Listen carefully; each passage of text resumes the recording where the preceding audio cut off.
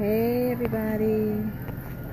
Okay, so here we are live at my local grocery store here in Detroit, Michigan. And this is the sugar aisle. We got all different types of sugar.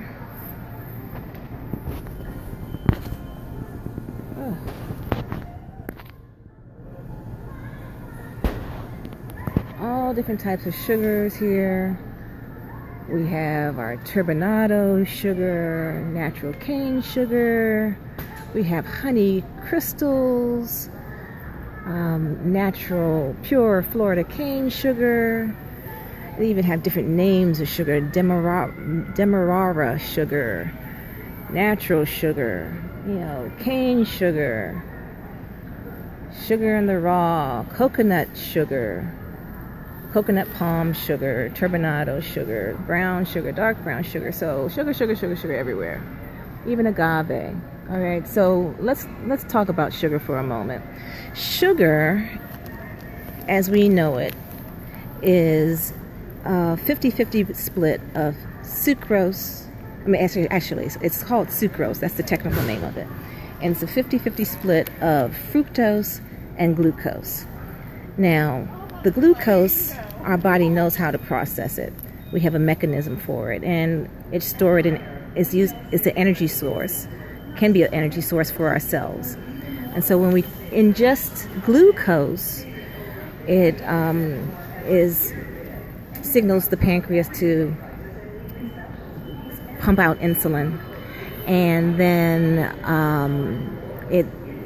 insulin attaches to the cells of the body, and it goes into the cells, and the glucose goes into the cells as a form of energy. And then whatever is not used is stored in fat cells.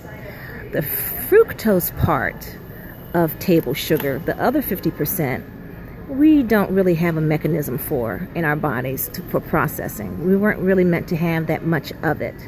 And so when we eat this, it turns into fat. Whatever we're not utilizing turns into fat and goes to our abdomen. So if you know people, maybe even yourself, who have skinny arms and legs and then have a pot belly because of the fat there, this is what's causing you to get fat.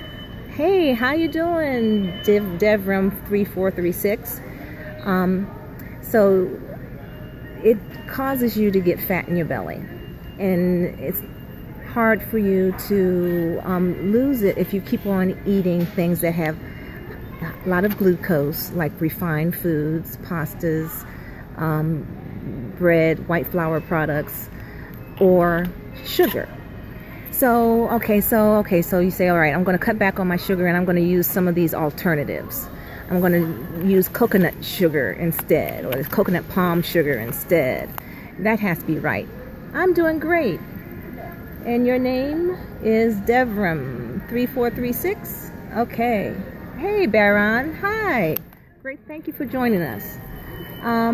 So some people go and try to use this instead, and thinking that they're doing something that is different from this regular sugar here.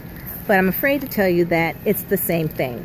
It has fructose in it. It's high in fructose. And so when you eat this, you're actually eating stuff that's going to be turned into fat. So we have agave. Agave has to be something that's better, right? It has a low glycemic index. You'll see this a lot on these labels. It says low glycemic index for the agave sweetener.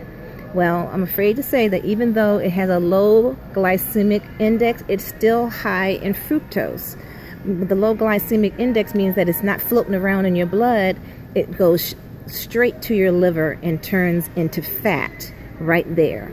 And so even though you think you're doing something great by doing this alternative to sugar, it's actually, adding to the problem and causing you to have fat.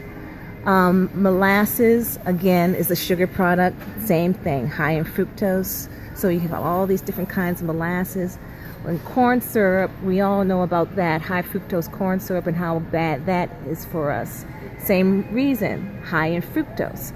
So, okay, what can you do instead? So some people look at these alternatives like Splenda. And Splenda has maltodextrin and sucralose in it, which is basically all artificial stuff. And it's not great for you either, because it's not, your body wasn't meant to process that.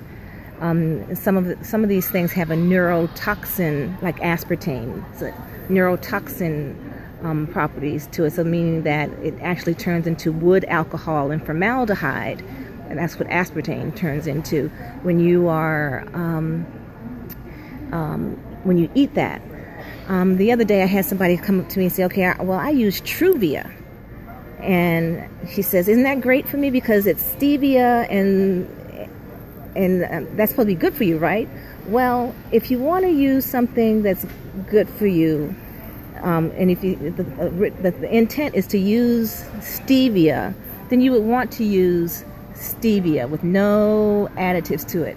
Truvia is made from stevia, but it also has all this other stuff added to it, which is, I think it's sucralose or dextrin.